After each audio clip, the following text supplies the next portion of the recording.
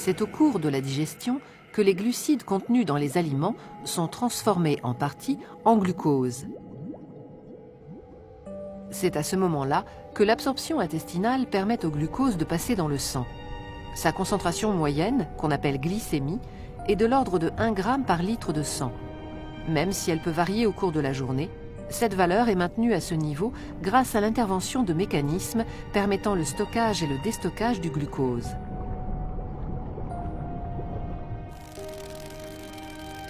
Car le glucose, source ou réserve d'énergie, est le carburant de nos cellules, nécessaire à leur fonctionnement.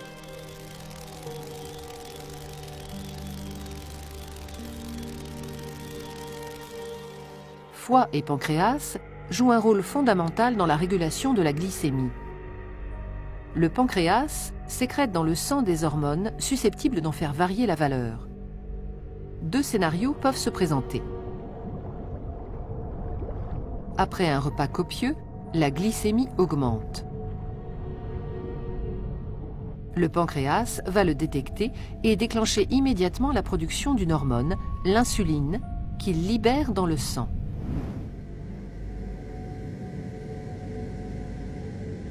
L'insuline, c'est la petite clé qui permettra au glucose de pénétrer dans la plupart des cellules de l'organisme qui en ont besoin pour fonctionner.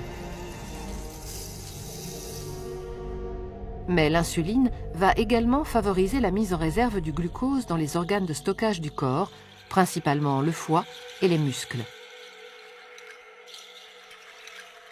L'ensemble de ces mécanismes tend à s'opposer à la hausse excessive de la glycémie dont souffrent les diabétiques.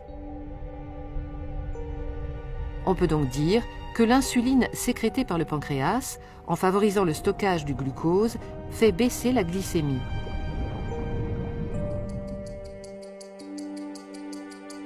Voyons maintenant ce qui se passe dans le cas contraire, après un jeûne prolongé.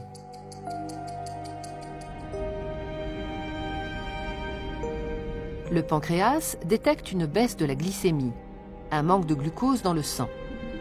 Il se met alors à sécréter une autre hormone, le glucagon, dont l'effet principal est de stimuler la libération du glucose stocké dans les cellules du foie.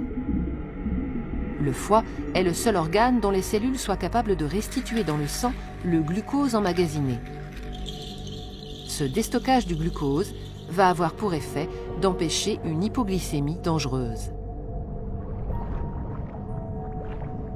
Pancréas et foie jouent donc un rôle important dans le contrôle permanent de la glycémie.